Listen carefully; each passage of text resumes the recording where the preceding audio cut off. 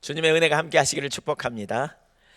성탄이 큰 기쁨의 좋은 소식인가요? 이런 제목으로 말씀 나누도록 하겠습니다.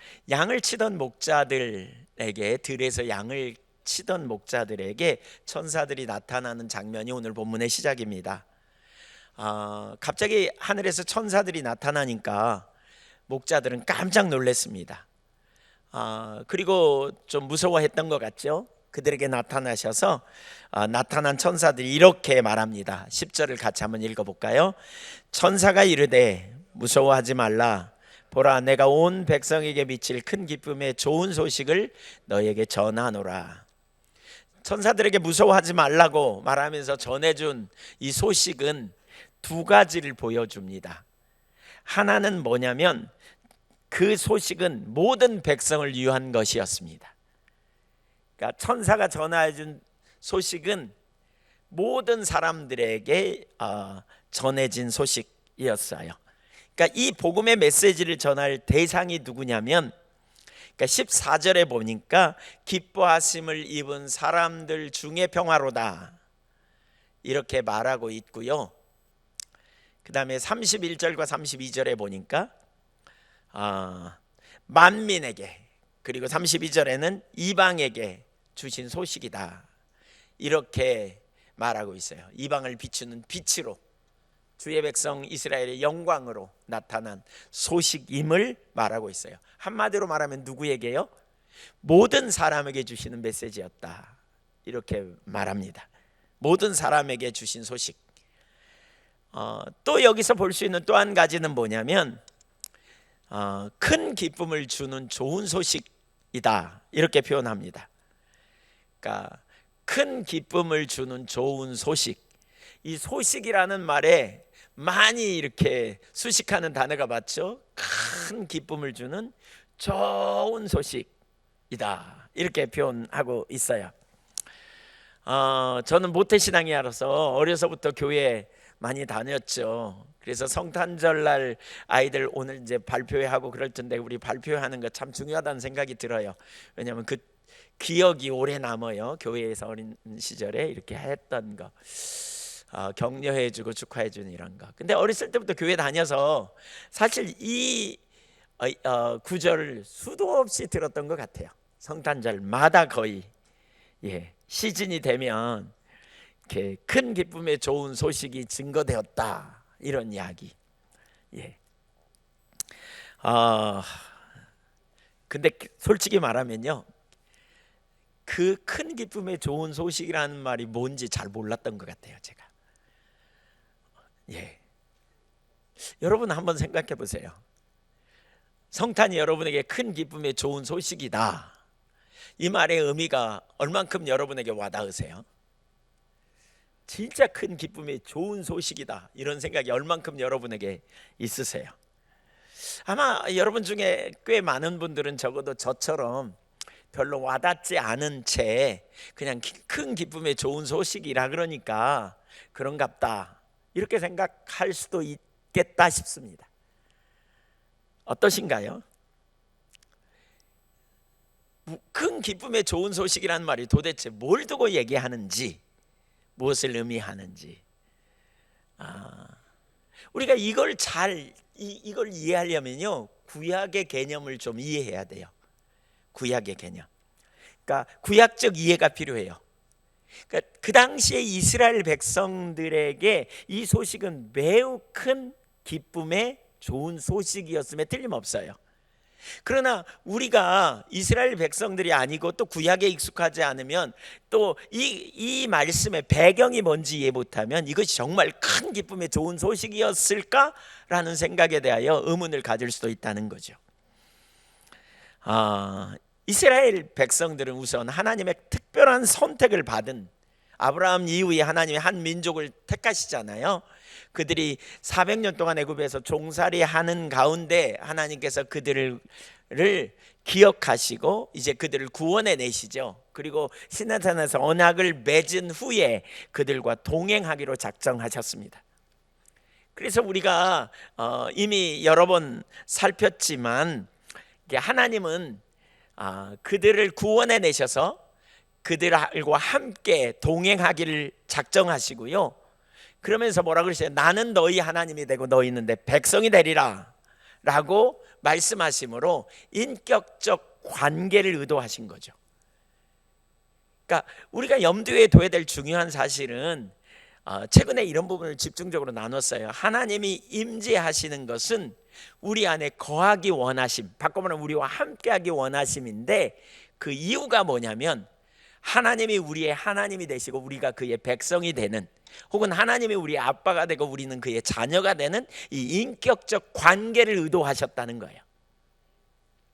그래서 이렇게 이걸 뭐라고 말했냐면, 우리 출애굽기 29장 45절 46절 나누면서 이걸 이렇게 나눴잖아요. 그 하나님과 이스라엘의 언약 관계를 가르치는 언약 방식이다, 이렇게 여러 차례 나눴죠.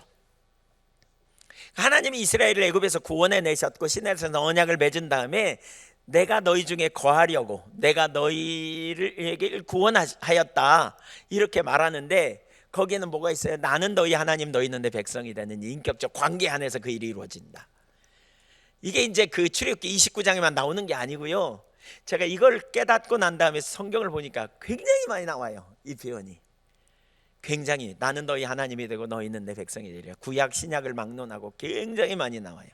심지어 요한계시록 21장에 보면 우리가 그날에 가면 하나님이 장막을 세우고 우리 가운데 함께 하시는데, 내가 너희 하나님이 되고 너희는 내 백성이 되리라는 표현이 거기서도 나와요. 그러니까 시종일관 하나님의 의도는 우리와 함께 하기 원하시는 거예요. 그래서 우리에게 하나님이 되고 우리는 그의 백성이 되는, 고린도 후서 6장 19절 같은 데를 봐도 거기에 하나님이 우리를 성전 삼고 우리 안에 거하시는 이유가 뭐냐? 하나님이 우리의 하나님이 되고 우리는 그의 백성이 되는, 혹은 하나님이 우리의 아버지가 되고 우리는 그의 자녀가 되는 이 일을 이루기 위함이라고 반복해서 표현하고 있어요. 명백하게 우리가 봐야 될 게 뭐냐? 하나님은 인격적 친밀한 관계를 의도하셨다는 사실이에요. 그래서 하나님이 그들과 함께 하시기 시작합니다. 하나님이 함께 하시자 그들의 삶에 놀라운 일들이 일어나기 시작했습니다. 애굽의 노예 생활하는 상황에서 하나님이 그들과 함께 하시고 임하시니까 노예에서 해방되는 놀라운 역사가 일어나죠. 그때 무슨 일이 벌어져요? 하나님이 10가지 재앙을 쏟으시면서 능력을 나타내셔서 그들의 모든 노예의 삶에서 구원해 내시는 축복을 경험했고요. 또 홍해를 통과하는 그 모든 과정에 하나님의 능력과, 또 광야에서 필요를 채우시기에 하늘에서 매일 내려주시는 만나를 먹었고, 또 물이 없을 때 반석에서 물을 내셔서 60만 명이 넘는 사람들이 풍족하게 마실 수 있도록 해주시는 놀라운 능력을 그들이 경험했단 말이에요. 수많은 위기에서 그들은 하나님의 구원을 경험했고, 모든 여정에서 구체적인 인도하심을 체험하는 놀라운 역사들을 경험하게 된 거죠. 그뿐만이 아니죠. 가나안 땅을 이끌어 들이실 때 어떻게 합니까? 요단강이 갈라서고요, 위에서부터 흐르던 물이 멈춰서 가지고 길을 내서 건너게 하고, 그 크고 단단한 성 여리고성을 하나님의 능력으로 무너뜨려서 그 상을 차지하게 하시고, 가나안 땅을 점령한 이후에 그들이 짓지 않은 집에서 또 그들이 심지 않은 나무의 열매를 먹으면서 살 수 있도록 하나님이 함께 하심으로 일어난 놀라운 축복이 있는 거죠. 그 모든 일들이 다 뭐냐? 하나님이 함께 하시면서 일어난 축복입니다. 성경은 반복적으로 이런 표현을 하죠. 하나님이 함께 하시면 하나님만 하실 수 있는 크게 일들이 일어나서 놀라운 능력의 역사가 나타나고 놀라운 승리를 경험하게 되는 일이 일어나는 거죠. 이게 이스라엘 백성들이 경험한 놀라운 축복이에요. 이런 축복을 저와 여러분도 누리기를 소망합니다. 그런데 이스라엘 백성들이 하나님을 떠나 반역하면서 불순종하고 그들 가운데 계신 하나님의 거룩한 임재를 모독하게 됩니다. 사실 처음 하나님이 인간을 창조하실 때도 그런 일이 있었죠. 에덴 동산에서 하나님이 인간을 창조하시고 인간의 모든 필요를 채우시고 인간과 친밀한 교제 가운데 함께하면서 짐승을 지어 그 앞을 지나가게 해서 이름을 짓도록 하시기도 하고 친밀한 교제와 동행의 삶이 있었는데요, 그 다음 순간 무슨 일이 벌어졌습니까? 그들이 하나님을 떠나면서, 배반하고 떠나면서, 하나님도 그들을 약속한 땅, 주신 땅, 에덴이라는 동산에서 쫓아내시고 그들을 더 이상 돌아보지 않으므로 그들은 핍절을 경험하게 되잖아요. 동일한 일이 이스라엘 백성들에게 일어난 거죠. 그들은 거룩하신 하나님의 임재를 모독하였어요. 특별히 이사야서에서 이 부분을 좀 살펴보기 원하는데, 이사야 1장 4절을 보면 이렇게 말합니다. 같이 읽겠습니다. 슬프다 범죄한 나라여, 허물진 백성이여, 행악의 종자여, 행위가 부패한 자식이로다. 그들이 여호와를 버리며 이스라엘의 거룩하신 이를 만홀히 여겨 멀리하고 물러갔도다. 여기 여호와를 버렸다라는 단어는 공간적으로 멀어졌다 그 말입니다. 주님과 가까이 있지 않고 그들은 공간적으로 멀어졌습니다. 오늘날로 말하면 예배를 안 드리거나, 오늘날로 말하면 교회에 더 이상 안 나오거나, 이런 의미이기도 하고요. 이걸 마음의 문제로 따지면 실제로 하나님이 그들의 마음 안에 주인으로, 통치자로, 왕으로 섬기지 않았다는 거죠. 그 다음에 뭐라 그랬어요? 그 구절 계속 올려주세요. 이스라엘의 거룩하신 이를 만홀히 여겼다. 여기 만홀히 여겼다는 말은 나하츠라는 단어인데, 업신여기다, 멸시하다, 이런 의미입니다. 거룩하신 하나님을 업신여겼어요. 뭘 업신여겼을까요? 그분의 말씀을 전혀 듣지 않고 그분의 말씀에 귀를 기울이지도 않은 거죠. 그분의 뜻을 따라 전혀 행동하지 않은 거죠. 그뿐만이 아니고 뭐라 그랬어요? 거기 멀리하고 물러갔도다. 이 문장은 관계를 끝내고 낯선 사람이 되다를 의미하는, 그래서 뉴 RSV 성경 버전을 보면 철저히 멀어진 사람이 되어버렸다, 이런 의미입니다. 하나님께 철저히 멀어진 사람. 이건 제가 이 구절을 읽다가 이렇게 원어를 보다가 사사기 2장 10절에 나오는 다른 세대가 되어버린 모습을 여기서 읽어낼 수 있었어요. 그러니까 여호수아 이후에 하나님을 알지 못하고 하나님의 행하심도 알지 못하는 다른 세대가 일어났다, 이렇게 표현하고 있잖아요. 그 다른 세대, 다음 세대가 아니라 다른 세대가, 전혀 다른 세대가 돼버린 거죠. 그들은 하나님을 떠났어요. 근데 아세요? 그들은 무수한 재물을 갖다 바치고 하나님께 성경이 말하는 대로 1년에 3차례 남자들은 보이러 오라니까 보이러 오고 모든 절기를 철저히 잘 지켰다는 거 아세요? 그러니까 멀리 떠났다, 이 표현은 하나님 편에서 볼 때 떠난 거예요. 인간 편에서 볼 때 자기들은 안 떠났다고 생각할 수도 있어요. 자기들은 잘하고 있다고 생각할 수도 있어요. 근데 하나님 편에서 볼 때는 완전히 떠난 거예요. 뭘 두고 얘기합니까? 그들은 인격적 관계 안에서 하나님을 예배하는 자로 서기보다는 그냥 몇 가지 의식, 종교적인 의식을 지키는 것으로 전락했기 때문에 그래요. 그래서 1장 12절, 이사야 1장 12절에 보면 너희가 내 앞에 보이러 오니 누가 그것을 요구했느냐, 너희는 내 마당만 밟았다, 이렇게 표현합니다. 하나님 앞에 보이러 왔다는 거죠. 보이러 왔어요. 내 앞에 보이러 왔어요. 그러니까 하나님 얼굴을 보이러 왔다, 이렇게 말하는데 그 다음 구절이 뭐예요? 마당만 밟고 지나가는 예배. 인격적인 주님과의 만남이 없는. 여러분, 우리의 신앙은 인격적 관계라 그랬어요. 하나님의 의도는 뭐라고요? 나는 너희 하나님, 너희는 내 백성이 되리라. 인격적 친밀한 교제의 의미가 뭔지를 우리가 기억해야 돼요. 그러니까 예배를 드리지만 자리만 덮이고 간 거죠. 그냥 시간 떼고 간 거죠. 그리고 예레미야 2장 19절에 보면 하나님은 뭐라고 말해요? 형식적인 예배를 드렸을 뿐이라고 말해요. 그러니까 입술 뿐인 예배. 그들이 열심히 하나님을 사랑하고 존경한다고 찬양도 하고 경배도 했지만 하나님이 보시니까 그들이 한 행동은 다만 입술 뿐인, 조상들의 가르침을 따라 흉내내고 있을 뿐이라는 거예요. 표준 세번역에 의하면 흉내내고 있는 거예요. 뭐죠? 예배는 그냥 이 신앙생활 하는 건 교회에 가는 거야. 그리고 교회 갔다 예배 드리고 오면 할 일 다 한 것처럼 여기는 거야. 근데 여러분, 인격적 관계라고 말하면 달라요. 완전히 다른 개념이에요.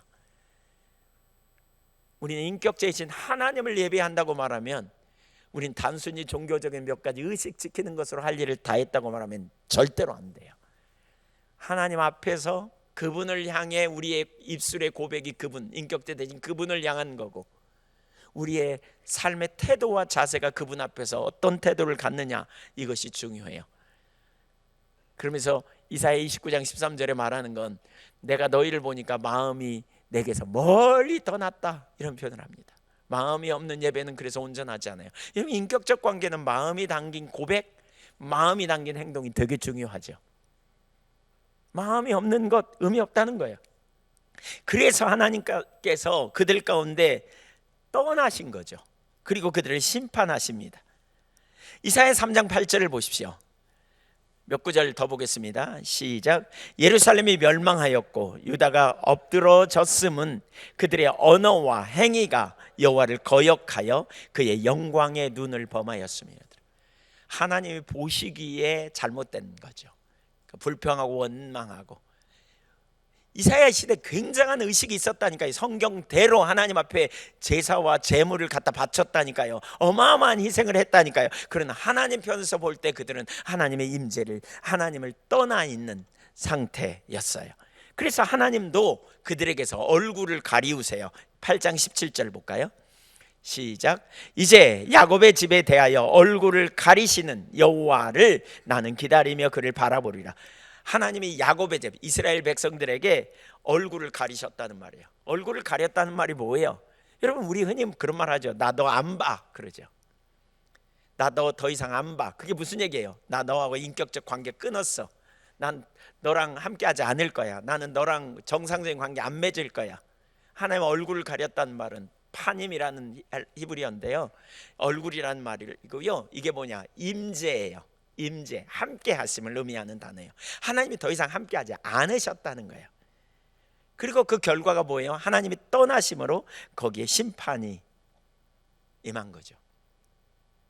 그래서 처음부터 하나님은 반복해서 이런 표현을 하잖아요. 아브라함에게도 이삭에게도 야곱에게도 약속을 주시면서 뭐라 그러냐? 내가 이 땅을 너와 내 자손에게 주리라 그랬거든요. 하나님의 약속에는 땅도 포함되어 있었어요. 장소, 공간도. 근데 하나님이 임재를 거두시면서 어떻게 해요?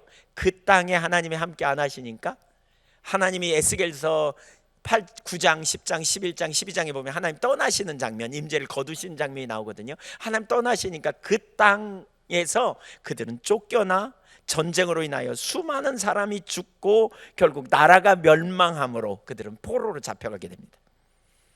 더 이상 하나님께서 그들과 함께 안 하시니까, 하나님이 돌보시지 않으니까 그들은 비참한 상황이 되었습니다. 그래서 그런 상황을 목도한 선지자는 자기들 가운데 하나님이 다시 임재하여 주시기를 간절히 간구하며 기도합니다. 이사야 63장 15절을 읽어보겠습니다. 같이 읽죠. 주여, 하늘에서 굽어 살피시며 주의 거룩하고 영화로운 조소에서 보옵소서. 주의 열성과 주의 능하신 행동이 이제 어디 있나이까? 주께서 베푸시던 간곡한 자비와 사랑이 내게 그쳤나이다. 주의 열정이 없어졌다는 거예요. 그 백성을 돌아보시는, 그 백성을 구원하시는, 그 백성의 필요를 채우시는, 그 백성을 인도하시던 하나님의 열정이 사라져버렸다는 거예요. 하나님의 백성이 수없이 하나님을 떠났지만 그때마다 자비와 긍휼로 다시 회복시키셨는데 지금 그 열정이, 그 자비와 긍휼이 사라져버렸다는 거예요. 17절 18절. 여호와여, 어찌하여 우리로 주의 길에서 떠나게 하시며 우리의 마음을 완고하게 하사 주를 경외하지 않게 하시나이까? 원하건대 주의 종들 곧 주의 기업인 지파들을 위하여 돌아오시옵소서. 하나님이 떠나시니까 주의 길을 떠나고 마음이 완고하게 되고 주를 경외하지 않는 흐름으로 막 하나님의 백성들이 가버린 거예요. 여러분, 우리가 주를 찾고 오늘도 여러분이 예배당에 와서 우리 함께 하나님을 예배하는 것은 다 주님이 주신 은혜 때문인 줄 믿습니다. 은혜 거치면요, 우리 손살같이 제 갈 길로 갑니다. 과거에 엄청난 은혜를 받았어도요, 은혜 거치면 하나님 안 도우시면 손살같이 우리가 제 갈 길로 가버려요. 18절 19절 읽습니다. 주의 거룩한 백성이 땅을 차지한 지 오래지 아니하여서 우리의 원수가 주의 성소를 유린하여 싸우니 우리는 주의 다스림을 받지 못하는 자 같으며 주의 이름으로 일컬음을 받지 못하는 자 같이 되었나이다. 왜요? 하나님이 떠나시니까, 하나님의 함께 하심을 거두시니까 이런 비참한 일이 벌어졌다는 거예요. 64장 7절 주의 이름을 부르는 자가 없으며 스스로 분발하여 주를 붙잡는 자가 없사오니 그 이유가 뭐냐? 주께서 우리에게 얼굴을 숨기셨기 때문입니다. 주님이 더 이상 우리와 함께하지 않기 때문입니다. 그 말입니다. 12절 여호와여 일이 이러하거늘 주께서 아직도 가만히 계시려 하시나이까? 주께서 아직도 잠잠하시고 우리에게 심한 괴로움을 받게 하시려나이까? 얼마나 심각한 상황이에요. 지금 선지자는 이 모든 상황의 원인을 어떻게 이해하냐면 문제의 원인은 하나님이 우리를 떠나셨기 때문에 왔다는 거예요. 여러분, 우리는 어떤 문제를 각기 다른 관점으로 해석할 수도 있어요. 우리가 왜 이렇게 먹고 살기 어렵나? 왜 이렇게 우리 삶이 팍팍하냐? 왜 이렇게 어려움이 오냐? 환경이 어려워서 그래. 그 인간이 내 옆에 있어서 그래. 우리는 이런저런 요인을 막 세상에서 찾습니다. 그러나 이 선지자는 무슨 차이를 가지고 있습니까? 선지자의 시각은 뭡니까? 하나님의 임재가 거쳐서 그렇다는 거예요. 하나님이 함께 하실 때 우리 이렇게 안 살았다는 거예요. 그때 얼마나 놀라운 능력과 얼마나 놀라운 역사가 있었냐는 거예요. 우리는 환경을 바라보면서 보여지는 환경이 이게 전부라고 생각하고 하나님을 쏙 빼버리고 우리는 바라보기가 얼마나 쉬운지 몰라요. 우리는 그런데 대단히 익숙합니다. 그런데 여러분, 우리가 그리스도인이라면 우리가 하나님의 임재가, 하나님의 함께 하심이 정말 중요한 능력이 있다고 믿는다면 우리는 하나님의 임재가 우리와 함께 하실 때 어떤 일이 일어났는지를 우리가 생각하는 그 관점에서 우리의 환경을, 여러분의 환경을 해석할 수 있어야 돼요. 그 환경을. 선지자의 기도는 지금 어떤 기도를 하고 있는지 보세요. 하나님, 문제 해결해 주세요. 이렇게 기도하고 있지 않아요. 하나님, 지금 이 어려움, 당면한 문제 빨리 해결해 주세요. 이렇게 기도하고 있지 않아요. 선지자는요, 하나님이 임하시기를 기다리는 거예요. 선지자는 애굽에 자기들이 종살이할 때 하나님이 오셔서 자기들을 구원해 내신 것과 같은 그런 놀라운 역사, 하나님이 임하시기를 기다리고 있는 거예요. 시내산에서 임하셔서 자신들과 언약을 맺으셨듯이, 그리고 자기들을 돌보셨듯이, 이끄셨듯이, 자신들과 함께 하셨듯이, 자신들을 주께로 인도하셨듯이 다시 지금 강림하셔서 자신들과 함께 해주시기를 갈망하며 요청하여 기도하고 있는 것입니다. 그리고 대적들에게 하나님이 우리와 함께 하고 계심을 알게 해달라고 간절히 구합니다. 이사야 64장 1절 2절을 보십시오. 원하건대 주는 하늘을 가르고 강림하시고, 이게 핵심입니다. 주님, 하늘을 가르고 강림하십시오. 주님, 우리와 함께 해주십시오. 주님, 우리에게 당신의 얼굴을 다시 돌이켜 주십시오. 얼굴 빛을 우리에게 나타내 주십시오 라고 기도하는 겁니다. 주님이 임하셨을 때 애굽에서 무슨 일이 일어났는지, 시내산에서 어떤 일이 일어났는지 너무너무 잘 압니다. 시내산에 임하셨을 때 산들이 진동했습니다. 불이, 연기가 거기 있었습니다. 그래서 불이 섭을 자르며 불이 물을 끓감게 하사 주의 원소들이 주의 이름을 알게 하시며 이방 나라들로 주 앞에서 떨게 하옵소서. 문제의 원인이 어디 있는지 정확하게 파악하고 있어요. 하나님의 부재, 진짜 문제가 뭐냐? 하나님의 부재하심이에요.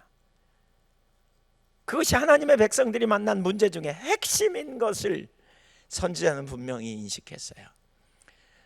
여러분, 여러분의 삶이 평안합니까? 문제가 있습니까? 어렵습니까? 아니면 관계에 어려움이 있습니까? 많은 사람들이 이렇게 생각합니다. 이만하면 잘 사는 거예요. 다 인생에 문제 없나? 다 그 와중에서 사는 거지. 다 그것이 인생이요. 이렇게 혹시 살아가고 있지 않은가요?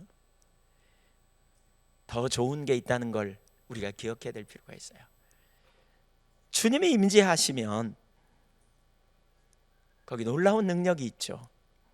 그래서 하나님의 임재를 사모하고 있는 거예요. 하나님의 임재를, 하나님이 임재하시는 것을 갈망하는 거예요. 하나님이 왜 떠나셨는지 다시 생각해 보십시오. 이스라엘에게 왜 하나님이 떠나셨습니까? 하나님은 본래 하나님은 어떤 의도를 갖고 계시다고요? 하나님은 그들을 구원하셔서 그들과 함께 있기를 원하셨다니까요.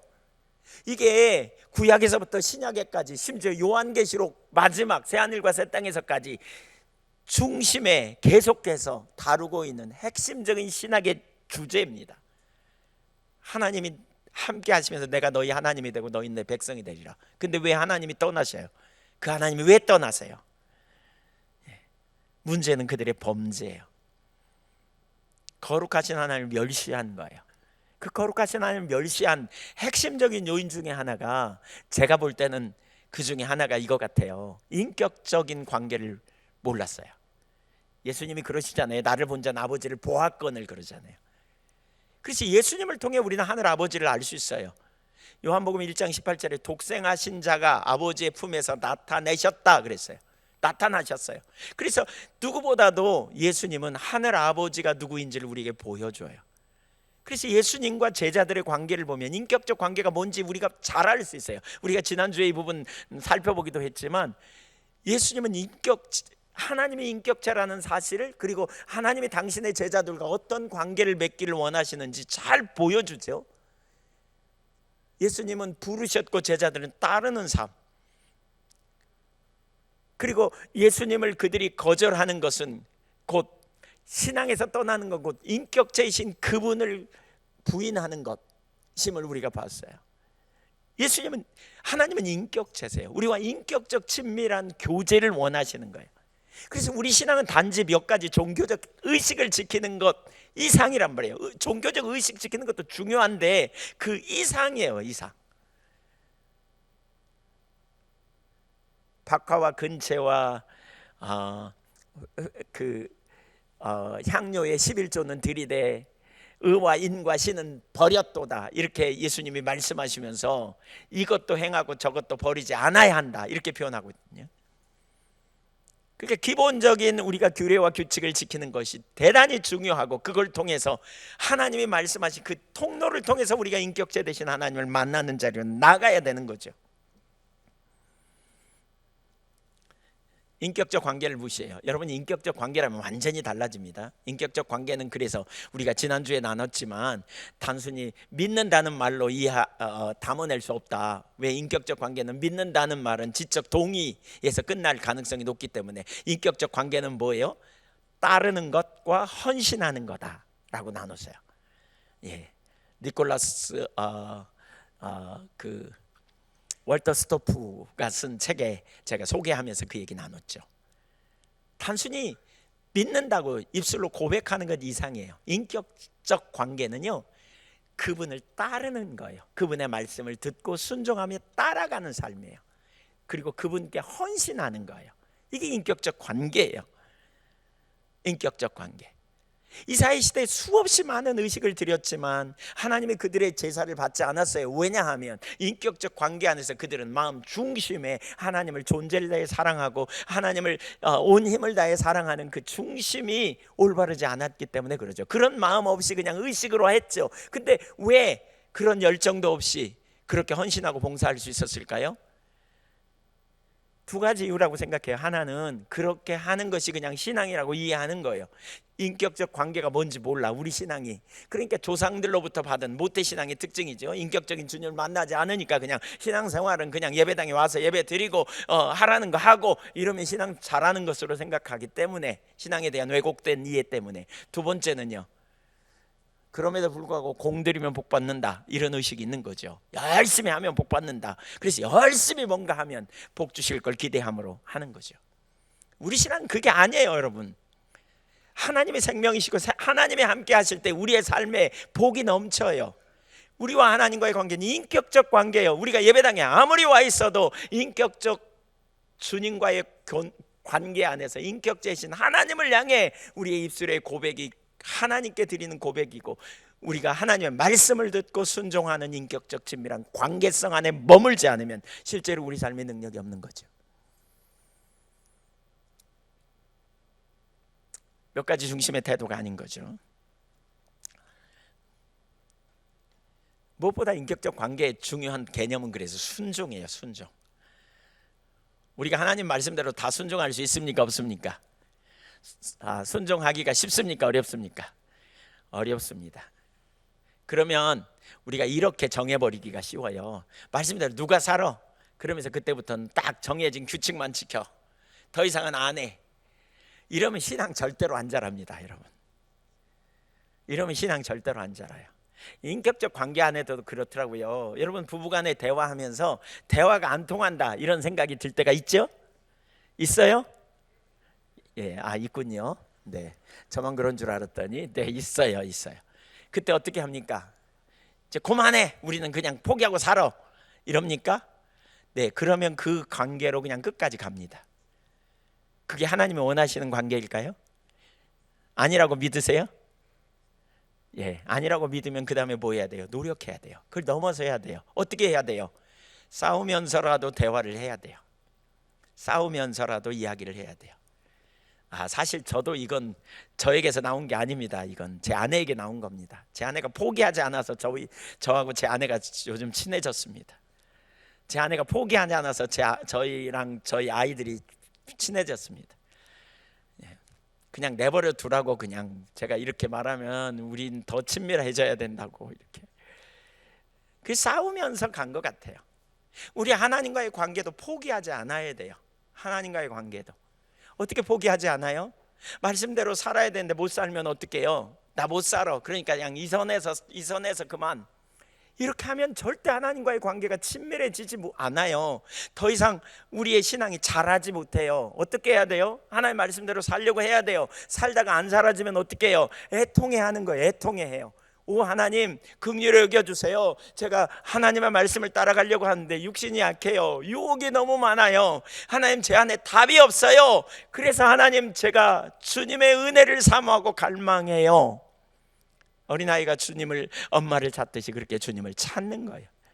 이렇게 애통하는 것이 우리에게 능력이에요. 여러분, 애통하는 자가 복이 있다 그랬잖아요. 왜 복이 있어요? 애통하는 자가 위로를 받아요. 여기 위로를 받는다는 말은 하나님이 가까이 해주신다, 그런 의미예요. 애통할수록 우리가 주님께 가까이 나가요. 애통할수록 주님과 함께 해요. 나 못 살아, 이런 사람 쉽지 않아요. 그런 사람, 네, 그런 사람, 예. 안 변해. 절대 안 변해요. 그러면서 또 말은 잘해요. 이런 사람이 아이고 예수 믿기 어려워. 아이고 신앙생활 다 그렇게 할 수 있까니? 그러면서 전파의 은사가 있어가지고 또 막 다른 사람을 설득시켜요. 누구처럼 자기처럼 살아야 된다고. 이렇게. 여러분 혹시 그렇게 말하는 사람 있으면 좀 관계를 멀리 하셔야 돼요. 그러면 성경이 틀렸어요. 하나님 우리가 그렇게 할 수 있다고, 주를 힘입어 그렇게 살 수 있다고, 그리고 이런 사람이 영적으로 성숙되고 자라게 돼 있어요. 이런 사람이 날로 새로워져요. 하나님과의 관계가 날로 새로워져요. 인간관계도 그렇잖아요. 저 사람은 안 통하면 어떻게 해요? 방법이 쉬워요. 제일 쉬운 방법은 뭐예요? 더 이상 안 만나면 그만이에요. 근데 부부관계는 안 만날 수 없잖아요. 함께 사니까요. 어떻게 해야 돼요? 어떻게 해요? 그냥 적당한 선을 유지하고 사는 거예요. 이게 두 번째 방법이에요. 이것도 쉬운 방법이에요. 좀 애롭지만, 좀 소통 안 되지만 그냥 적당한 선에서 얘기하고 안 하고 그만이에요. 근데 그러면 부부 사이의 친밀함이 뭔지 전혀 경험할 수가 없어요. 부모 자녀 사이의 친밀함이 뭔지 경험 안 돼요. 그 단계를 뛰어넘어야 돼요. 시도해야 돼요. 하나님과의 관계도 이와 같아요. 그냥 내가 정해놓은 선 안에서만 순종하고 내가 정해놓은 범위 안에서만 따라가고 그냥 내 나름대로 생각한 대로 신앙생활을 하는 거예요. 혹시 착각할지도 몰라요. 우리는 구원을 받았도다, 우리는 잘 가고 있도다. 주님이 그렇게 생각하실지 돌아봐야 돼요. 우리는 아무 문제가 없도다. 하나님이 원하시는 관계는 뭐라고요? 나는 너희 하나님이 되고 너희는 내 백성이, 나는 너희 아빠가 되고 너희는 내 자녀가 되리라. 이게 친밀한 관계예요. 여러분 선을 뛰어넘어야 돼요. 선을 뛰어넘어요. 제가 이런 설교를 하면 부담되는 줄 알아요. 많은 분이 부담스러워해요. 이 한교회를 떠난 어떤 분이 설교가 너무 강해서 떠났다고. 뭐가 강한지 저 몰랐어요. 알고 보니까 이런 설교를 강하다고 하더만요. 그러면 제가 이렇게 설교할까요? 괜찮아요. 그래도 그냥 적당히 다 믿고 와도 구원 다 받아요. 제가 구원의 문제를 말하는 건 아니지만 그렇게 해도 여러분에게 복이 있을 거예요. 그냥 이렇게 말할까요? 이사야 7장에서 말하는 것처럼 평화라 평화라. 이사야 7장인가요? 예, 이사야 30장에서 말하는 것처럼 하나님의 길을 제시하지 않고 그렇게 그냥 평화라 평화라, 이 거짓 선지자예요. 이사야 30장, 예레미야 6장 이런 데 보면 하나님의 심판이 눈앞에 나와 있는데 회치를 하면서 괜찮을 겁니다, 잘 될 겁니다 이렇게 말하는 건 전혀 아니라는 거죠. 우리가 하나님의 말씀을 따라가되, 사랑하는 여러분, 하나님의 말씀을 따라 그것이 하나님의 길이라면 여러분 믿음으로 발을 옮길 수 있기를 축복합니다. 잘 안 될 수 있어요. 저도 잘 안 됐어요. 저도 헤맸어요. 저도 엄청 어려웠어요. 근데 어떻게 해요? 모르나요 하나님이? 그러니까 은혜를 구하라는 거 아니겠어요? 그러니까 애통하며 가는 거예요. 주님, 우리를 변화시킬 능력이 그분에게 있지 우리에게 있지 않아요. 우리를 새롭게 하실 능력이 그분에게 있어요. 그래서 우리가 애통함으로 주 앞에 나가는 거예요. 주님, 저에게 은혜를 부어주세요. 그래서 주님이 오시지 않으면 안 되는 거죠. 그래서 이걸 깨달을수록 우리는 어떻게 돼요? 겸손해요. 왜? 진짜 주님이 필요하구나, 이걸 깨닫게 되는 거예요. 애통함을 그래서 많이 경험한 사람은요, 점점 마음이 온유와 겸손으로 가요. 내 안에 답이 없으니까. 그러나 주님이 오시면 된다. 주님이 오셨고 오실 것이다. 인격적 관계는 실제적 관계예요.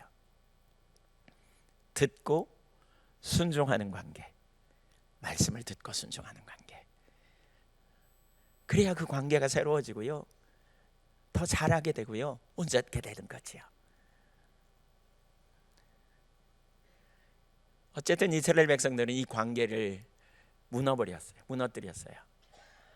그런데 하나님은 그들을 영 버리지 않으시고 다시 구원하기로 작정하십니다. 그래서 그들에게 다시 약속을 주십니다. 그것은 하나님이 다시 그들에게 임하시겠다는 거예요.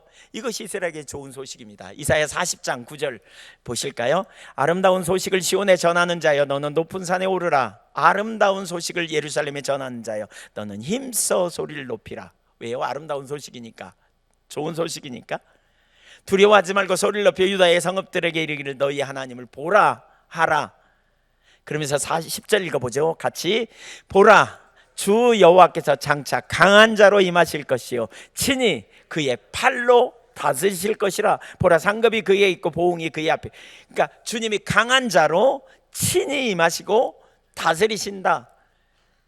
어떻게요? 그걸 뭐라고 표현하냐? 11절에 보세요. 그는 목자같이 양떼를 먹이시며 어린 양을 그 팔로 모아 품에 안으시며 젖먹이는 암것들을 온전히 인도하시리로다. 하나님의 강한 팔로 또 친히 그 백성을 다스리신다. 그러니까 막 징계와 채찍으로 우리가 이렇게 생각하기 쉬울까 봐 11절에 목자가 양떼를 안는 것처럼 친밀한 사랑으로 주님이 다시 오셔서 이스라엘 백성들을 회복시킬 거다라고 약속하고 있는 거예요. 이게 복음입니다. 이사야 52장 7절도 보세요.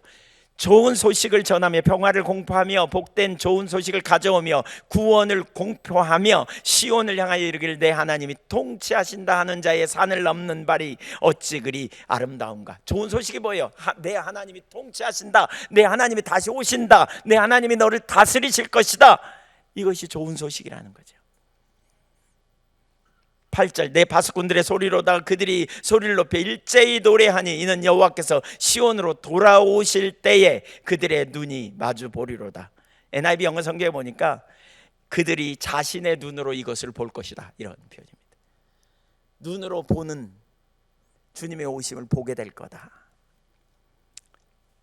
이사야서는 특별히 메시아에 대한 예언, 구원자 예수 그리스도께서 오신 것에 대한 예언이 되게 많이 나오거든요. 특별히 이사야 40장 이하에 보면 종의 노래라고 하는 장면이 4군데나 나오는데요. 그것 말고 이사야 앞부분에 보면 7장, 8장, 9장, 10장, 11장에도 계속 이사야에 대한 예언이 나와요. 아니, 그러니까 메시아에 대한 예언. 7장 14절 보면 보라, 처녀가 잉태해 아들을 낳을 것이요 그의 이름을 임마누엘이라 하리라. 누구예요? 예수 그리스도. 마태복음 1장 23절에 또 이사야 8장 8절부터 10절까지 보면 여기 뭐냐면 그 이방의 적대국들이 이제 침공할 것, 그러니까 유다에 들어와서 가득하여 목에까지 미치리라. 임마누엘이여 그가 펴는 날개가 내 땅에 가득하리라. 임마누엘이신 하나님이 함께 하신다. 그러면서 9절에 보면 적대국들이 이제 그들을 대적하고 공격할 거라고 말하면서 10절에 뭐라고 말하냐면 근데 그들이 멸망할 거라는 거죠. 10절을 읽어볼까요? 너희는 함께 계획하라. 그러나 끝내 이루지 못하리라. 지금 이방인들을 향해, 대적들을 향해 말하는 거예요. 너희가 계획하라, 이루지 못하리라. 말을 해보라, 끝내 시행되지 못하리라. 왜? 이는 하나님이 우리와 함께 계심이니라. 다시 하나님이 오신다는 거예요. 하나님이 어떻게? 임마누엘로 오신다는 거예요. 그런 다음에 9장에 보면 그가 곧 하나님이라는 걸 가르쳐요. 9장 6절 한 목소리로 읽어볼까요? 그분이 하나님이세요. 이는 한 아기가 우리에게 낳고 한 아들을 우리에게 주신 바 되었는데 그의 어깨에는 정사를 메었고 그의 이름은 기묘자라 모사라 전능하신 하나님이라 영존하시는 아버지라 평강의 왕이라 할 것임이라. 그분은 누구라고요? 기묘자 묘사, 이 말은 원더풀 카운셀러라고 말하는 거요. 전능하신 하나님, 영원히 계시는 하나님, 평강의 왕, 그 하나님입니다. 그 하나님. 11장에 보면 그분은 다윗의 자손으로 오실 거고 7중 성령의 역사로 자기 백성을 구원하실 분이심을 예언합니다. 11장 1절 이새의 줄기에서 한 싹이 나며 그 뿌리에서 한 가지가 나서 결실할 것이요 그의 위에 여호와의 영 곧 지혜와 총명의 영이요 모략과 재능의 영이요 지식과 여호와를 경외하는 영이 강림하시리니. 7중 성령의 역사로 예수님의 사역을 감당함. 이런 약속들은 하나님의 임재가 거쳐 고통당하고 있는 이스라엘 백성들에게 정말 큰 소망으로 왔을 거예요. 여러분 한번 생각해 보세요. 하나님의 놀라운 임재를 알았던 그들, 근데 임재가 거쳐서 고통당하는 그들에게 메시아에 대한 예언을 계속 곳곳에 지금 주시잖아요. 이사야서를 보면. 그러니까 이걸 들은 이스라엘 백성들 입장에서는 얼마나 기대가 됐을까요? 주님이 우리를 다시 회복시키신다니. 예. 그러니까 그들은 뭘 알아요? 하나님의 임재의 능력을 알아요. 하나님이 함께 하실 때 어떤 일이 있었는지를 잘 알아요. 그러니까 하나님이 오신다니 이게 너무나 놀라운 거죠. 실제로 오랜 시간 동안 그 약속의 성취, 곧 하나님께서 오셔서 당신들의 백성을 다시 통치하심으로 모든 수치를 가리울 것을 기대했던 사람들의 이야기가 마태복음 1장 또 누가복음 1장 2장에 보면 나타나죠. 그들이 누굽니까? 예를 들면 사가랴, 예를 들면 시므온, 안나 같은 사람들. 그들은 바로 이 하나님이 임하셔서 당신의 백성들을 다시 돌아보기를 간절히 사모하며 기도했던 사람들입니다. 우선 시므온 보세요. 시므온, 제가 지금 어떤 주제로 나누고 있냐면요. 어떤 주제로 나누고 있냐면 큰 기쁨의 좋은 소식인가 성탄이 이런 주제로 나누고 있어요. 지금 구약을 배경으로 이해해야 알 수 있다. 그러면서 지금 구약을 쭉 설명해 오고 있어요. 그러다 이제 신약으로 넘어왔어요. 그렇죠? 그리고 큰 기쁨의 좋은 소식을 간절히 기다렸던 사람들이 있다. 그들이 누구다? 시므온, 안나 같은 사람들. 우선 시므온에 대한 얘기를 좀 볼까요? 2장 25절 보세요. 시작. 예루살렘에 시므온이라 하는 사람이 있으니 이 사람은 의롭고 경건하여 이스라엘의 위로를 기다리는 자라 성령이 그 위에 계시더라. 뭘 기다렸다고요? 이스라엘의 뭐? 위로. 여러분, 이스라엘의 위로가 뭘까요? 여기서 말하는 이스라엘 위로. 제가 가끔 신방 가면서 또 어떤 병문안 가기도 하고 뭐 상담하면서 그런 생각을 곧잘 해요. 뭐가 진정한 위로일까 이분에게? 어떤 때는 어려움 당하고 고통 당한 사람에게 뭐가 진정한 위로일까? 그것은요, 제가 사가지고 간 음료 하나가 위로 별로 되지 않습니다. 그거 진정한 위로는 뭡니까? 주님이 오시는 겁니다. 주님이 오시는 것. 왜요? 주님이 오시면 치유와 회복과 자유케 함과 구원의 역사가 나타나거든요. 주님이 오시면 길이 나거든요. 진정한 위로가 뭐냐? 이스라엘에 오셔서 하나님이 다시 통치하시는 거예요. 예루살렘에 하나님이 다시 예루살렘 성전에 임하셔서 당신의 백성들을 돌보시고 이끄시고, 그래서 모든 대적이 멸하여지고 회복되는 놀라운 역사를 기대하는 거예요. 그래서 보세요. 29절에 28절에 시몬이 아기를 안고, 아기 예수를 안고 하나님을 찬송합니다. 주제여 이제는 말씀하신 대로 종을 평안히 놓아주시는도다. 예수 그리스도가 바로 그분이라는 거죠. 아기 예수가 29절, 30절 그러면서 이렇게 말해요. 내 눈이 주의 구원을 보았사오니. 그 구원이 누구예요? 그 아기 예수예요. 그 예수. 이분이야말로 하나님이 보내신 그 징조 임마누엘로 함께 하심, 다시 임하심, 그분이 구원이라는 거예요. 그러면서 이는 만민 앞에 예비하신 것이요 이방을 비추는 빛이요 주의 백성 이스라엘의 영광이니이다. 이렇게 찬양하고 있어요. 만민 앞에 예비하신 이방의 빛, 이스라엘 영광. 생각해 보십시오. 자, 생각해 보십시오. 자, 지금 오늘 우리에게 큰 기쁨의 좋은 소식이 전파되고 있습니다. 그러면 여기 시몬이 있다고 생각해 보세요. 시몬에게 전혀 이제 예수님 나신 거 몰랐다가 이 소식이 전파됐다고 생각해 보세요. 누구에게 기쁨이 클까요? 대답해 보세요. 누구에게 기쁨이 클까요? 시몬이야말로 얼마나 기쁨이 크겠어요. 시몬이야말로. 조금 이따 나누려고 하는데요, 시몬의 기쁨과 우리의 기쁨을 그 차이가 뭔지 조금 이따 나눌 건데 한번 미리 생각을 해보십시오. 시몬은 그렇게 기뻤는데 우리는 그 기쁨의 진정한 의미가 뭔지 우리에게는 깊이 와닿는지 좀 생각을 해보십시오. 안나 이야기 좀 볼까요? 결혼한 후 7년 후에 과부가 되어서 84세가 되기까지 성전에서 금식하면서 그의 기도 제목은 이스라엘의 속량을 기다렸다, 이렇게 표현하고 있거든요. 속량이 뭐예요? 구원받는 거예요. 구원받는 거. 이스라엘이 계속 남의 나라의 압제 아래 놓여 있어요.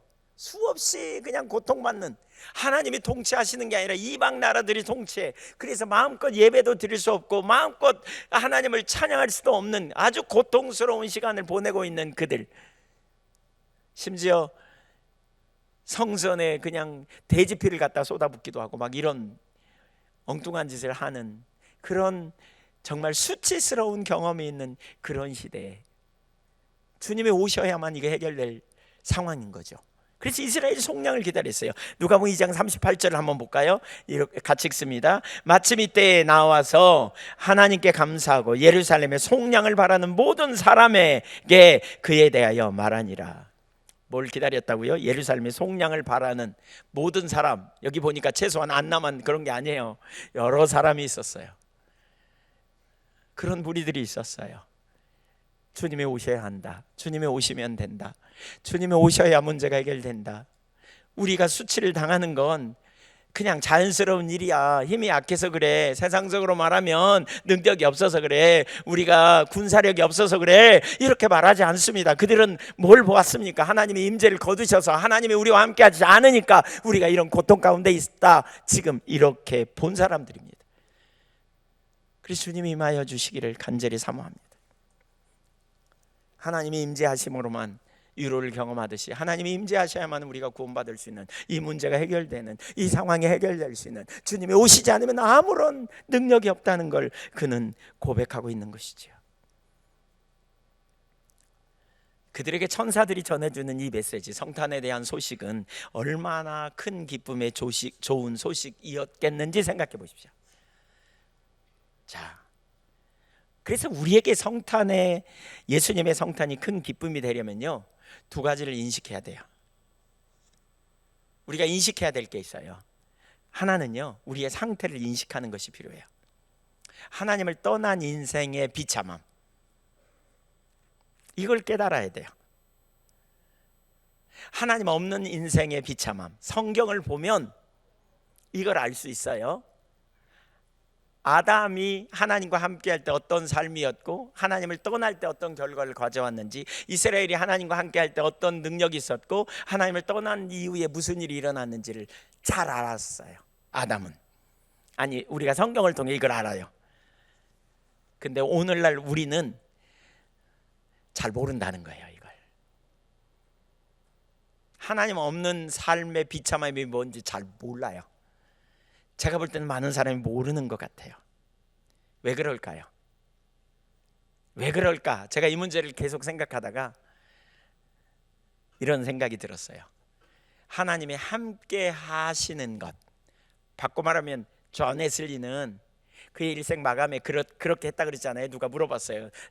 선생님의, 목사님의 일생에 가장 좋았던 것이 뭡니까? 돌아가시기 직전에, 그 바로 전날 밤에 직전에 물어봤어요. 그랬더니 생각하다가 이 모든 것에서 가장 좋은 것은 하나님이 우리와 함께 하셨다는 사실이다. 왜요? 하나님이 함께 하실 때 역사가 일어났거든요. 하나님이 함께 하실 때 필요가 채워지고, 하나님이 함께 하실 때 길이 나고, 하나님이 함께 하실 때 능력이 있었고, 하나님이 함께 하실 때 대적이 멸하여지고, 하나님이 함께 하실 때 이름을 높여주시고, 하나님이 함께 하실 때 필요한 순간마다 놀라운 상담을 주셔서 자기들을 완전히 이끌어내신 놀라운 역사를 경험했거든요. 여러분, 오늘날 이 시대에 많은 사람들이 진짜 좋은 거를 뭔가 경험해 본 적이 없기 때문에 지금 얼마나 심각한 상황인지 잘 모르는 거예요. 바꿔놓으면 하나님이 함께 하실 때나 안 하실 때나 그 차이가 뭔지 몰라. 왜? 하나님이 함께 하실 때를 거의 경험 못 해봤으니까. 진짜 좋은 게 뭔지 모르니까. 함께 하심의 영광을 경험해 보지 못해서 그렇지 않나 싶어요. 하나님의 긍휼과 은혜를 경험한 사람들, 하나님의 놀라운 역사를 경험한 사람들은 그때 이야기를 자꾸 해요. 그때 이야기를, 그 시절의 역사를 이야기해요. 그리고 그때를 사모하고 갈망하는 마음이 있어요. 왜? 진짜 좋은 걸 경험했으니까. 이번에 그 대만에서 이제 몇 분이 오셨어요. 대만 다이세이 장막교회가 학교를 시작하려고 몇 분이 이제 학교 여기 컨퍼런스에 오셨어요. 근데 그 중에 이수방 전도사님은 화교 출신이에요. 그래서 어렸을 때 이제 집이 청중가 거기서 살았는데 그 화교 학교가 인천에 있었대요. 그래서 이렇게 인천으로 학교를 간 거예요. 그래가지고 인천에서 이제 그 기숙사에서 이렇게 어렸을 때부터 자란 거죠. 근데 그 어렸을 때, 그리고 고등학교 때까지 여기서 자라가지고 이제 갔대요. 그래서 한국이 언제나 고향 같대요. 예, 그 대만에서 살아도 타향 같고 한국이 고향 같대요. 근데 어렸을 때 먹었던 음식 중에 그분은 멍게, 이렇게 꽂혔더라고요. 제가 갈 때마다 음식 얘기가 나오면 멍게 맛있는데 이 얘기를 이렇게 하세요. 그렇게 멍게 그 향이 좋은데 막 얘기를 하세요. 그래서 제가 한번 오시면 원 없이 먹여드리겠다고 그랬어요. 이번에 멍게 있는 집 어딘지 잘 찾아갖고 갔어요. 멍게. 그리고 멍게만 따로 막 시켰어요. 그래갖고 마음껏 드시라고. 마음껏 드시라고. 하여튼 그랬더니 이제 원 없다고. 실컷 드시고는 원 없다고. 이제 원 없다고. 그리고 다 못 드시더라고요. 제가 보니까 그렇게 많이 먹지도 못하시던데, 어쨌든 옛날 그 맛 있잖아요. 우리가 옛날에 먹었던 맛있는 뭔가를 먹으면 그거 또 먹고 싶다 그러잖아요. 이스라엘 백성들과 우리의 차이가 뭐냐면 그걸 경험했던 사람들과 못한 사람의 차이라고 할 수 있어요. 하나님이 함께 하실 때의 역사들, 그러니까 그들은 기회만 있으면 성경에 보세요. 하나님이 우리를 애굽에서 구원해 내실 때 그때 얘기를 자꾸 하잖아요. 바다를 우리가 걸어서 건널 때, 사막에서 만나가 내리던 때, 그때 있었던 놀라운 은혜가 왜 지금은 없냐는 거죠. 왜? 그 영국의 저 북쪽에 스코틀랜드 북쪽 헤브리디즈 제도 섬에 던컨 캠벨을 통해서 놀라운 부흥이 임했거든요. 아주 역사에 남을 만한 부흥이죠. 경찰서 교도소가 텅텅 비고 어느 날 경찰서장이 던컨 캠벨 목사님을 찾아가지고 좀 어떻게 해보라고, 그래서 무슨 일이냐고 그랬더니 사람들이 대거 경찰서 앞에 가가지고 내가 죄를 지었으니까 나를 잡아 가두라고 막 이렇게 할 정도로 어마어마한 부흥이 임했던. 근데 그 부흥이 어떻게 임하였냐면요, 그 부흥을 연구하는 사람들은 그런 표현을 해요. 거기 패기 할머니라고 하는 84세와 86세 된 할머니 두 분이, 한 분은 눈도 보이지 않고 이런 할머니 두 분이 교회 이야기를 하면서 우리 어렸을 때 교회는 이렇지 않았잖아, 근데 요즘 교회는 왜 그러지? 이렇게 얘기하다가 우리가 그때 하나님이 행하셨던 놀라운 역사가 교회 가운데 다시 일어나기를 기도하자고 그분들이 기도를 시작하면서 결과적으로 부흥이 그 땅에 임했다는 거예요. 여러분, 무엇이 여러분에게 만족입니까? 신앙생활을 하면서 이만큼 하면 됐다고 생각합니까? 지금 여러분의 삶에 별 불만족이 없습니까? 충분합니까? 뭐 생활에 안정하고 뭐 큰 건강에 문제 없고 뭐 잘 나갑니까? 그래서 별 문제 없습니까?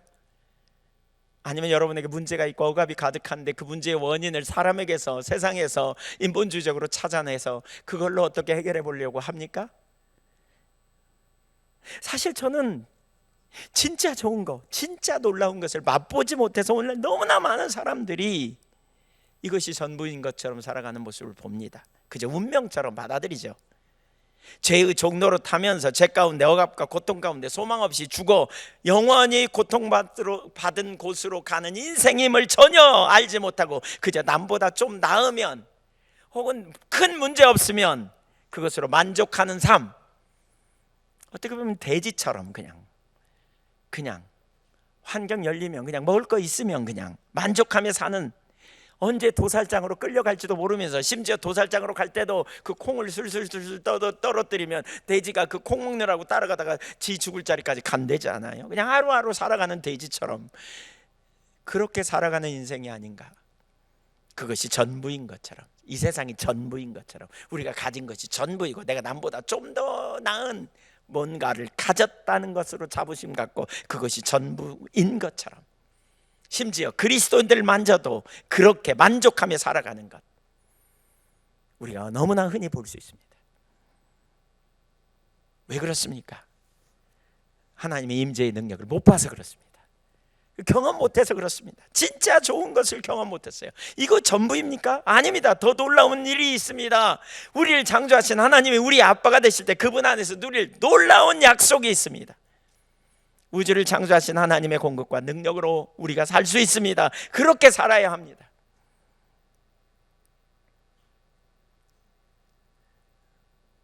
저희가 전에 섬기던 교회에 있을 때 그 얘기 많이 나눴죠. 아무런 앞이 보이지 않을 때 이사야 64장 1절 2절 가지고 많이 기도했다고. 물론 우리가 기도했기 때문이 아니고 하나님이 그런 소원을 주시고 기도하게 하셨고요. 그때 하나님이 놀랍게 역사하셔서 그 은혜로 하나님이 그 교회를 정말 새롭게 하시고, 제가 예한교회 와서 그 은혜가 초창기에는 강력한 임재로 하나님이 함께 하셨다는 얘기 많이 나눴죠. 그래서 옛날이 좋았는데 이런 얘기 하는 분들 곧잘 있어요. 특별히 제 아내는 그 얘기 정말 많이 해요. 저한테 어젯밤에도 그 얘기해요. 그때 하나님이 쾅 은혜로 함께 하셔서 그 은혜로 여기까지 온 것 같은데, 다시 그 은혜가 우리 가운데 회복돼야 되는데, 하나님의 강력한 임재로 함께 하시고 하나님 능력으로 간섭하시는 역사들,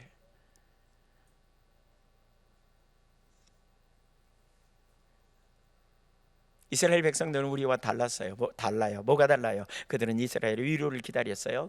왜냐하면 그들은 역사 속에서 경험한 하나님의 임재가 무엇인지 알았기 때문에 그래요. 하나님이 함께 하실 때 어떤 일이 일어났는지 너무너무 잘 알았기 때문에 그래요.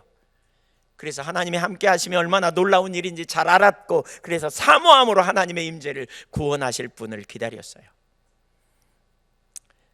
제가 최근에 우리 함께 나눴죠. 계속 주일 설교, 하나님의 임재, 그리고 하나님이 함께 하실 때 무슨 일이 일어나는지 나눴죠. 임재가 얼마나 소중한지 여러분 더 많이 보이면 좋겠습니다. 그래서 우리가 사모해야 돼요. 사모해야 돼요. 그래서 하나님의 행하시는 놀라운 역사가 너무너무 놀라운 것을 아는 사람은요, 임재를 소중히 여겨요. 그리고 임재를 사모해요. 사실 저는 되게 회개하는 게, 과거에 하나님이 진짜 강력하게 임하셨거든요. 우리 한교회 초창기만 해도 이 한교회가 여기까지 오는 과정에 전적인 하나님의 은혜와 임재로 함께 하셔서 그 일이 일어났거든요. 근데 그때는 그게 너무나 당연하다고 생각했던 것 같아요. 하나님 강력하게 임재하시고, 제가 어떤 때 과거에 했던 설교 보거든요. 물론 지금은 이제 다 자료도 태워버리고 다 자료도 버려버렸지만, 과거에 모아놓은 자료 가끔 보면 옛날에 했던 설교가 이렇게 나와요. 그거 보면 이런 표현해도 될지 모르지만 개떡같이 했어요. 죄송합니다. 설교를 개떡같이 해서. 근데 그래도 하나님이 강력하게 함께 하셨거든요. 예배 시간마다 정말 놀라운 은혜가 있었거든요. 누가 하신 거예요? 하나님이 우리와 함께 하셔서. 어떤 때는 죽을 만큼 갈망이 돼요. 하나님 은혜 없이는 안 되는. 진짜 하나님이 함께 하시면 안 되는 걸 너무나 절박하게 깨달아요. 주님의 능력으로 함께 하실 때 우리 삶은 정말 놀라운 일이 있는 거죠. 그래서 이렇게 하나님의 임재를 소중히 여기고 임재를 사모하는 사람들, 그런 사람들의 태도가 시편에 보면 얼마나 자주 나옵니까? 예를 들면 목마른 사슴이 시냇물을 찾기에 갈급한 것 같이 내 영혼이 주를 찾기에 갈급합니다 라고 고백하죠. 젖된 아이가 엄마 품을 사모하는 것처럼 하나님을 사모한다고 고백하죠. 시편 131편. 또 종이 주인의 손을 바라보듯이 그렇게 주님을 사모한다고 말하죠. 그래서 바울은 뭐라 그래요? 시편 27편 4절에 내 삶의 유일한 소망이 있는데 그것은 여호와의 아름다움을 바라보며 그분의 임재 안에 살면서 그분의 뜻을 따라 사는 것이 자신의 이전의 소원이고 이후의 유일한 소원이라고. 그래서 그는 집중적으로 하나님 자신을, 하나님의 얼굴을, 하나님의 임재를 갈망하고 사모하여 나갔던 것이죠. 사랑하는 여러분, 주님이 오시면 됩니다. 바로 이런 자들에게 주님이 오시면 큰 기쁨이 됩니다. 제가 오늘 두 번째 살펴보려고 했었는데 부득불 우리 이제 수요일 날 우리 성탄절 날 살펴봐야 되겠는데, 두 번째 복음의 내용이 나오거든요. 11절에 보면 복음의 내용이 뭐예요? 거기 예수님은 구세주시고요, 그리스도이시고 하나님이라는 거예요. 아도나이 또는 헬라어로는 퀴리어스죠. 주님이 되신, 주님이 되신 구세주 그리스도 주님, 초월자신 하나님 우리와 내재하시는 그 주님이 오셔서 어떤 일을 이루셨는지 진짜 너무나 놀라운 일입니다. 주님은 초월자이시지만 내재하십니다. 육신을 입고 오셨습니다. 그리고 제자들을 구원해내셨습니다. 우리의 모든 죄를 담당하고 십자가에 달려 죽으셨습니다. 그러나 부활하셨습니다. 그리고 승천하셔서 다시 하늘에 올라가셨습니다. 주님은 다시 초월하십니다. 그러나 주님이 초월자로 끝나지 않습니다. 내재하심으로 말미암아 이제 이 땅에서 주님의 그 제자들을 친히 인도하시고 돌보시고 이끄시고 능력을 베푸셔서 수많은 사람을 치유하시고 회복하십니다. 바로 그 일을 주님은 당신의 교회를 통해 또한 계속해서 이루어 나가십니다. 그래서 초월자신 하나님이 이제 교회를 통해 드러나게 되십니다. 교회를 통해 당신을 드러내시는 놀라운 일을 이루십니다. 그 주님이 계시기만 하면 정말 놀라운 일이 일어납니다. 여러분, 주님이 너무나 놀라운 능력의 하나님이시지요. 놀라운 하나님. 저는 여기저기 집회 다니면서 이렇게 한 가지는, 이렇게 제가 깨달은 한 가지가 있어요. 하나님 은혜가 누구에게 임하냐면요, 바로 이렇게 갈망하고 사모하는, 임재를 사모하는 이들에게 임하시더라고요.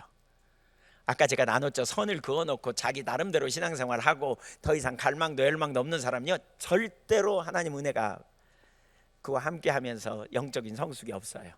제가 연합집회 다니면 요즘 연합집회는 잘 안 모이잖아요. 뭐 지방의 교회별로 연합집회 다니면 그런 경우를 참 되게 많이 보거든요. 그러니까 이제 주일날 저녁에 어떤 교회가 성가대를 하면서 이렇게 이제 순서를 맡아요. 여러 가지 순서, 뭐 안내, 헌금위원 이런 게. 그러면 와요. 왔다가 이렇게 빠져. 이제 은혜가 되면 좀 남지만, 그다음에 화요일날 저녁에는 또 다른 교회에서 와. 그 다른 교회에서 순서 받고 또 빠져. 수요일날, 화요일날, 뭐 수요일날 다른 교회 이렇게. 근데 이렇게 하다 보니까요, 교회에 은혜가 있는가를 금방 알겠더만요. 어떤 교회가 오면 말씀을 대하는 태도가 달라져요. 어떤 교회는, 물론 그런 교회가 정말 흔하지는 않습니다. 근데 하나님과의 관계가 진지하고요, 하나님의 길을 알기를 사모하고요, 진짜 하나님의 임재 안에 있기를 열망하는 분들은 하나님의 길이 제시되면 금방 반응합니다. 임재를 사모하는, 하나님의 은혜를 사모하는 이런 분들은, 제가 어떤 때 애국에 많이 다니지만 진짜 어떤 곳은 다시는 두 번 다시 가고 싶지 않은, 집회 다니면 그런 곳이 꽤 있어요. 뭐냐면 열정도 사모함도 열망도 없어. 그냥 행사야, 행사.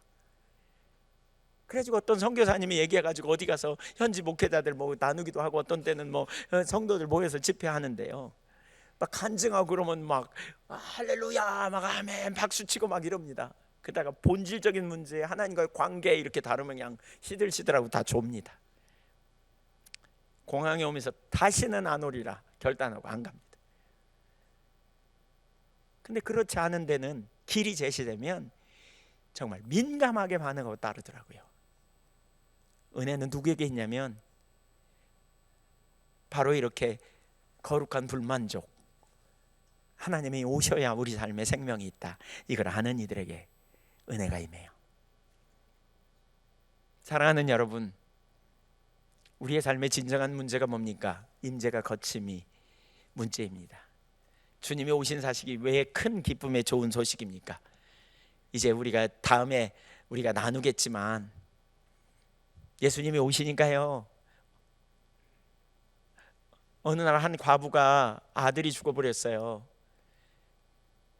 상여를 떼매고 나가요. 장례 행렬을, 시체를 가지고 가요.